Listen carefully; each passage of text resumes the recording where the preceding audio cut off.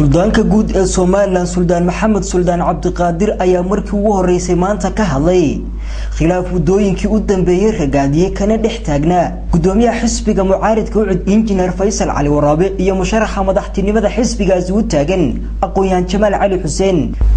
sidoo kale waxa uu suldaanka guud sheegay in xisbiga UCD yahay xisbi uu shakhsi leeyahay isagoo bulshada Soomaaliland ugu baaqay in xisbigaas uu waxba u soo kordhin. dhanka kale suldaanka guud ee Soomaaliland ayaa aqoon-yahan Jamaal Cali Xuseen ugu baaqay in xisbigan uu iskaga huleelo isagoo sheegay inuuna ka banaanayn boos uu uga tartamo xisbigaasi. suldaanka guud oo arrimahaasi ka hadlaya ayaa waxa uu yidhi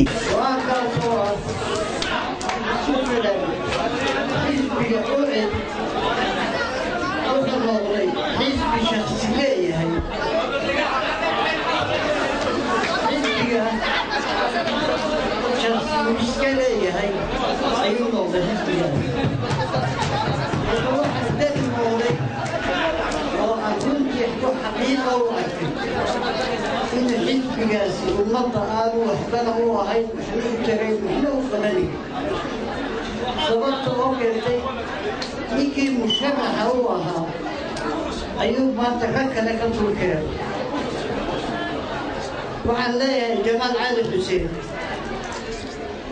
anigu ceelka guddiisi waa ogahay waxaan kugula talin lahaa yaan been lagu haasaawo run haddaad doonayso anigu oo anigaa meesha iskaga dhaqaaqay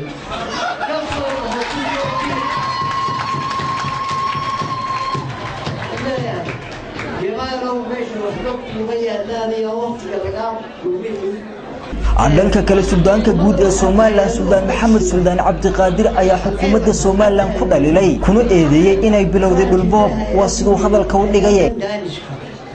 waxaan dhisaynaa garoon intaan leeg garoonkan maxaa laga sameeyay waa garoon casri oo boorta kula qaadanayso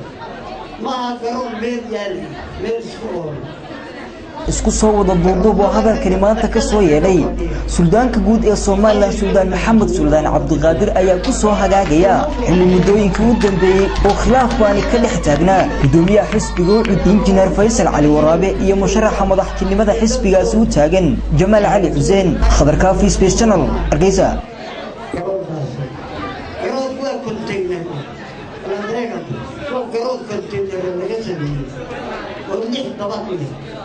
أو سيدي قالوا كذا رب بين كان حكومة تيجي سيدي سوسو قلبي هذا تاي يدين قولنا يا ما هو حكومة سنة ما قالوا ما هو دولة الصومالية دولة تنيرة فرقنا وين أنا قاعدين عندي هو ما تو حكومة تاني مدحونا جمهورية الصومالية أنا محمد سيراني ممكن والله صدق سندات شرعي وجوه سنين كتبعي غني أوصي الإمام ودينا أبو كمان هذا هو حبيش الدنيا نور الأخيرة وضد يوهي سنتيرنا كبرينا